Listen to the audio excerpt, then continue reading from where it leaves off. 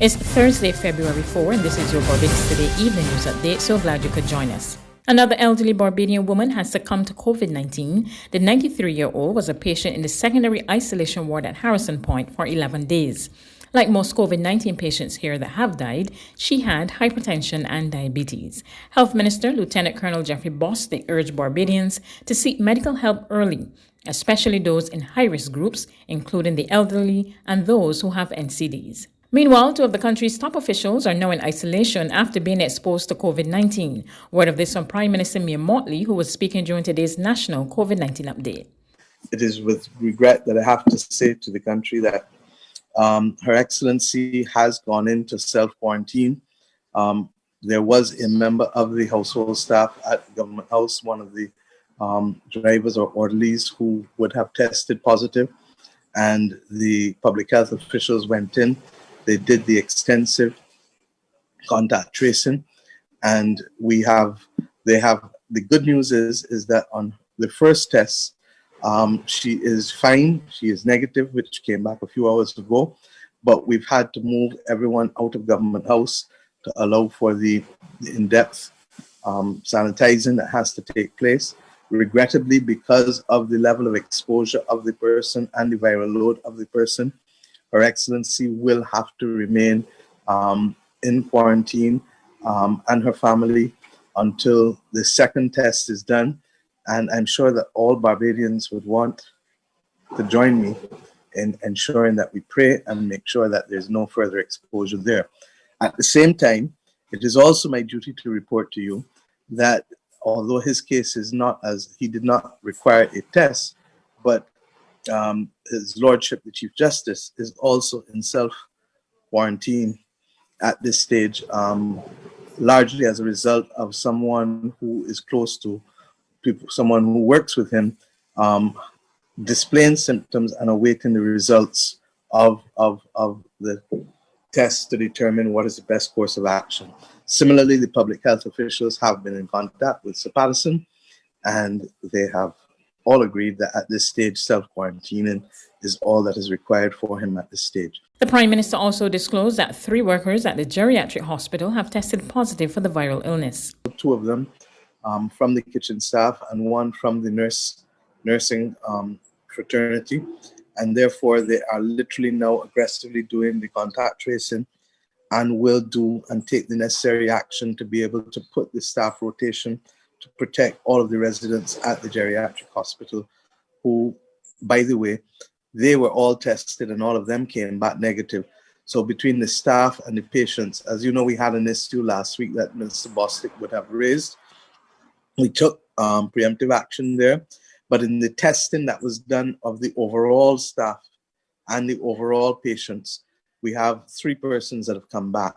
We are in the process of looking to see how we can facilitate those staff members in terms of accessing more hotel accommodation for quarantine facilities for them, as is necessary. And at the same time, we are asking the staff there to meet with the staff to be able, in addition to having had the contact tracing completed, for them to be able to literally advise what is the best course of action. Meanwhile, authorities are urging Barbadians to participate in Operation Seek and Save. Dr. Kenneth Connell, Deputy Dean of the Faculty of Medical Sciences at the University of the West Indies, says it's a critical step to finding those individuals who are most at risk. Many of the deaths associated with our pandemic internationally, but in particular here in Barbados, have been associated with high-risk individuals. Those people with NCDs or non-communicable diseases, such as high blood pressure or high blood sugar or diabetes. Apart from this, some of them have actually been at home with symptoms. And we do know also that the earlier patients present to a healthcare facility for monitoring and for starting whatever medications are being used as part of the treatment, the better the outcome. All that Seek and Save really seeks to do really is to go out there and to identify those patients using a standardized checklist of symptoms, as well as collect various demographic information to identify those people in an algorithm who are at highest or higher risk. Based on these factors, then, these individuals are invited through the Ministry of Health team, not the university team, but the Ministry of Health and Wellness's team, to undergo rapid antigen tests. And then, depending on the results of those tests, then further treatment or advice can be given.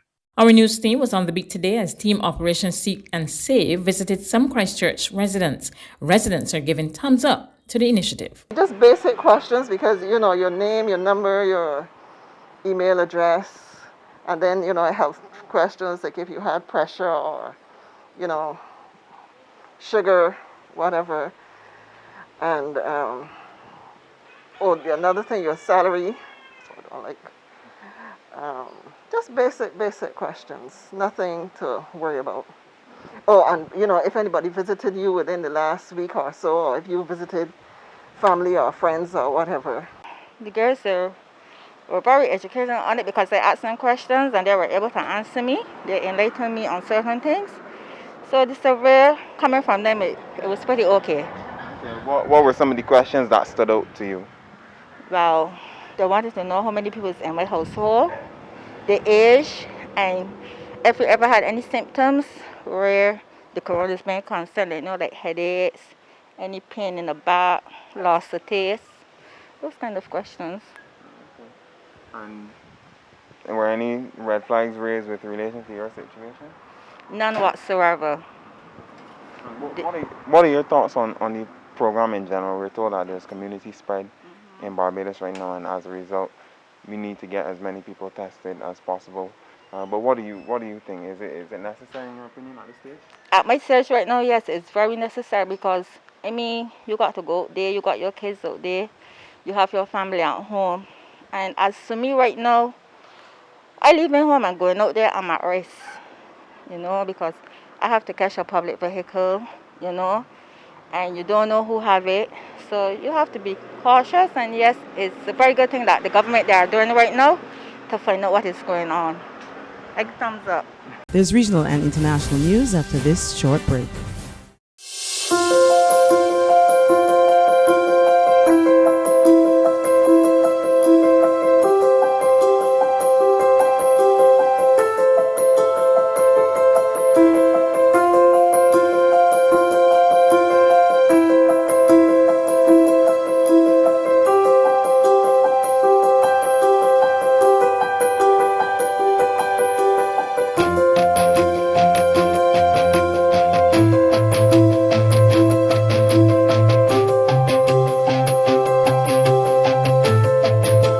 Barbados Today, news you can trust. To regional news, there will be no plain mass this year in Trinidad and Tobago. Prime Minister Dr. Keith Rowley makes it clear that Carnival 2021 is off. Let us not forget that as we miss Carnival, what we don't want to be a participant in is a carnival of coffins. Prime Minister Dr. Keith Rowley has responded to a question from TV6 News during a news conference on Wednesday about suggestions that Carnival be held later this year in the wake of the pending distribution of the AstraZeneca COVID-19 vaccine. On Wednesday, Health Minister Terence Dialsing announced new details about the distribution of the vaccine. We expect, all things being equal, with the information coming out of PAHO and WHO, that we should receive our first tranche of between 100 to 120,000 doses of vaccines, all things being equal, by the end of February, beginning of March. The first phase is to be followed by a mass distribution of the vaccine. During the spotlight on the budget last September, an announcement from the Prime Minister regarding Carnival 2021, inclusive of the Parade of the Bands, which was scheduled to take place on February 15th and 16th. There's some dramatic wind that will blow across us, whereby Christmas pandemic would have been a thing of the past. Carnival in Trinidad and Tobago in 2021 is not on. In light of the pending vaccine distribution and Dr. Rowley's announcement last September about the cancellation of Carnival 2021. Just wondering, for those who are very much into Carnival, who have been advocating for some type of Carnival, with the rollout of the vaccine or threshold number of persons vaccinated, have any impact on such a decision later on in the year or not?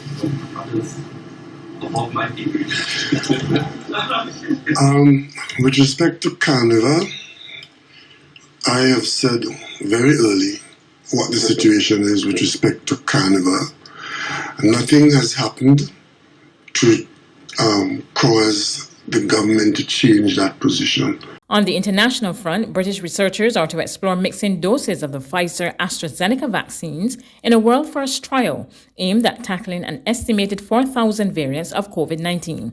Adam Reed of Reuters Television reports.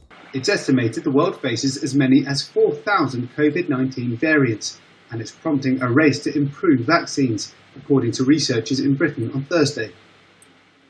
The announcement comes as the UK has launched a world-first trial that has begun to explore the mixing of different vaccine doses. Thousands of variants have been documented as the virus mutates, including the so-called British, South African and Brazilian variants, which appear to spread more swiftly than others.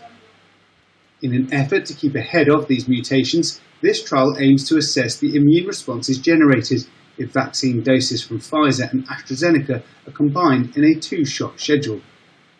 Matthew Snape, an Oxford vaccinologist, is leading the trial. And there's plenty of precedents for these kind of mixed schedules in other disease areas such as Ebola and other licensed vaccines even against HPV and hepatitis B as well. So this isn't that different in its idea. And as I say, it can be really beneficial when it comes to actually rolling out a vaccine. The trial will examine the immune responses of an initial dose of Pfizer vaccine, followed by a booster of AstraZeneca's, as well as vice versa, with intervals of 4 and 12 weeks. The team behind the trial are hopeful initial data on immune responses will start to be available from around June. That's news, but for the very latest, visit our website at www.barbadostoday.bb.